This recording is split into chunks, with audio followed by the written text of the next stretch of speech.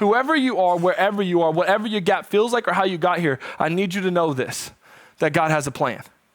And not that God has created your pain for you. No, God's got a plan to make right now better and get you out. God's got a plan to use this very thing that was going to crush you to set other people free. Romans 8:28 says that God works all things together for the good of those who love him. And I need you to understand that whatever you are feeling right now is not too far for God to use.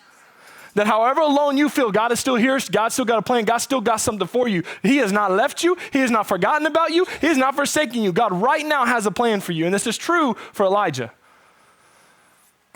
You see, Elijah's alone, and God shows up. Elijah takes a rest. The Bible said he sends an angel to feed Elijah, and Elijah wakes up and he's talking to God, and it's like, God, I'm the only one left.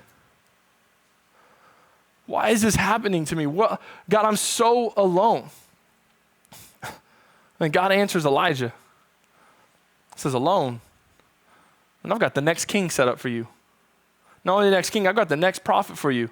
And then he answers this right here in 1 Kings chapter 19, verse 18. Yet I have reserved 7,000 in Israel, all whose knees have not bowed to Baal, and every mouth that has not kissed him.